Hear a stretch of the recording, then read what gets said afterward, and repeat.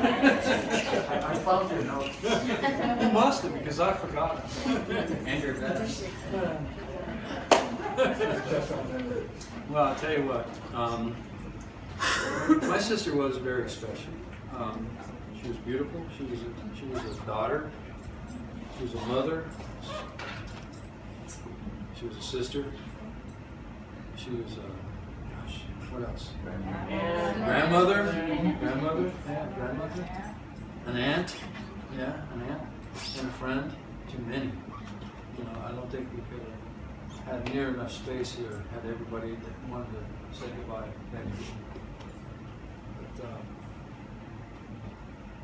one thing I'll always remember about my sister was that she was very instrumental in me coming to the Lord. She took me to her church, Whittier Outreach, and I was blessed by it. I wasn't ready yet. I don't lie to you. But it was an introduction. But there was so much that I didn't understand, and because of geography, I didn't go all the time. So I wasn't really plugged in. So I didn't get a chance to really understand what I was getting into. And then God Himself led me to a woman that I had taken out on a little date. We just went to lunch.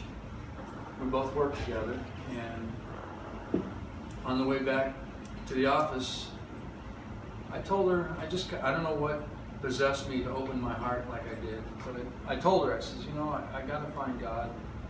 I know I'm going down a path of destruction. I knew that. I knew it in my heart. I knew just about that much about God. And she said, well, why don't you come to my church? You could have knocked me over with a feather. Okay. Not that I didn't believe that she was a believer, I just didn't know.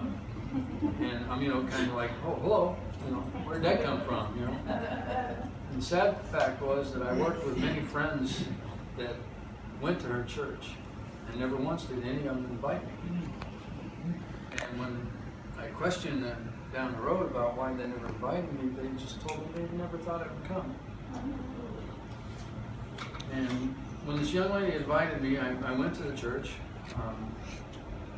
and I felt very much at home because I knew half the people there. I worked with them, it was like familiar faces everywhere. The lady that played piano was my secretary. The lady that taught me in Sunday school was the receptionist at my dentist office.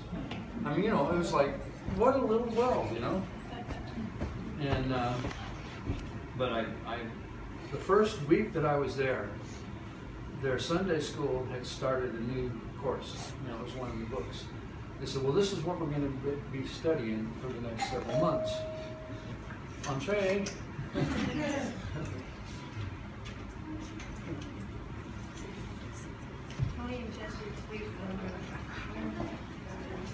Come on in, make yourself comfortable.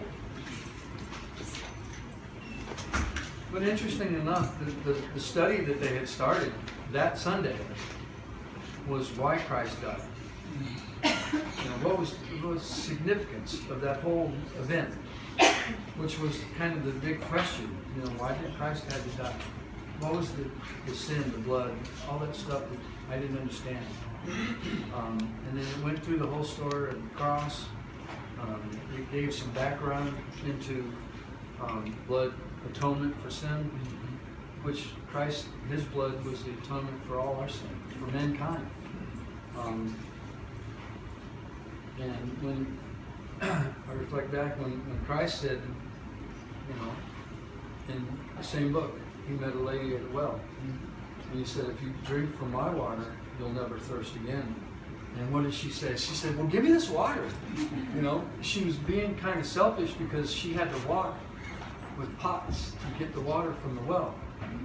And she thought, well, if I don't ever have to get water from this well again, that'd be great, because that's a lot of work, And she was Samaritan as well. And so there was this thing about the water. The water that Christ offered was His Spirit. And we all have access to that water. through our relationship with Christ. My sister started all this, for me. They say that a person will hear about Christ maybe 6 or 7 times before they make a decision one way or another. They'll either reject him or they'll accept him. Well, she was probably my third introduction. And I thank her for doing that. It gave me kind of a foothold, some place to stand in. And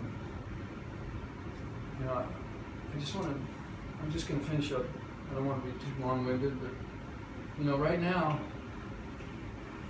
none of us have the glory that she has in heaven.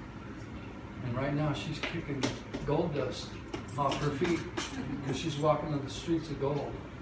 I want to do that one day.